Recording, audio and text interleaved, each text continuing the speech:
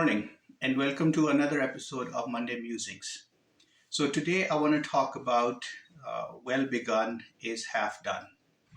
And particularly, I want to talk about how do I start my morning? How do I start my day? And this can apply to you as well. And you can ask yourself this question: how do I start my day? And what am I doing in the morning to make sure that the day is a success? Now, I do understand that some of the things I'm going to say may not apply to people who work, for example, night shift. Well, if you do fall into that category, then what you can do is you can shift that and again talk about still how do I start my night shift? What are the things that I can do so that my night shift is a success? Now, one of the things that I have noticed a lot of people do is they rush their mornings. And let me suggest that if you have a slow start to the day, if you have a slow morning, then your day will be a lot better. Let me give you an example. I often ask my students how far they live from the school and then what time do they wake up. And what I find is that they wake up at a time which gives them about 20 to 25 minutes, maybe even 15 minutes between getting up and catching the bus. And what that ends up doing is that they have a rushed start to their morning.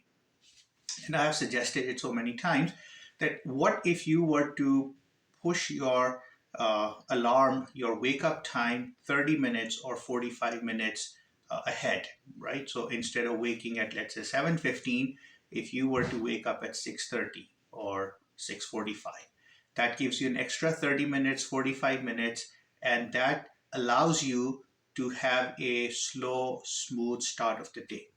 Now, when your day starts with a rush, okay, you're already into an adrenaline rush. You're wondering, will I be able to catch the bus? Will I get there on time? Will I get to school on time? Will I have to face the secretary and then every teacher asking me why you're late again today?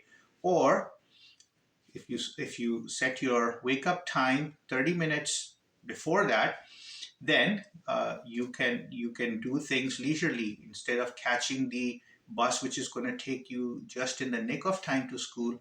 You can catch a bus which is going to take you there earlier. So one thing that I have found consistently useful over the years, how do I get a good start to my day, is to start early. Personally, I wake up at 5 o'clock in the morning, and why do I do that? Is because it allows me time uh, to do the things I think are most important, which I need to do in the morning before I go to work. So I wake up, I take a shower, then I spend some time reading the Bible. I spend some time alone with God, and that to me is one of the most important things I do during the day. And I'm suggesting that if you can start your day a little earlier, then that would mean that you would have time to do something which you think is important, and it will also allow you to have a slow start to the day. It will also allow you to avoid that early morning anxiety. And if you're starting every day with anxiety, then throughout the day you're going to be anxious. So just try for a week. Okay, set your alarm clock 30 minutes. Set it back 30 minutes. So instead of setting it at 7, let's say, move it to 6:30, and then see what happens in this week. See what happen. How does that change? Not just the morning, but the rest of your day as well. And if you find that it has a positive impact, then maybe you want to do that every day. And especially important for those who have stressful jobs. Okay, so you do not want to add to the stress of your job the stress of the morning as well. So push back your time a little bit when you wake up. But then on the other end of the day, you will also need to get disciplined to go to bed on time. Okay, so take a good look at your routine, take a good look at how you're starting your day, and then think about what can I do to improve that.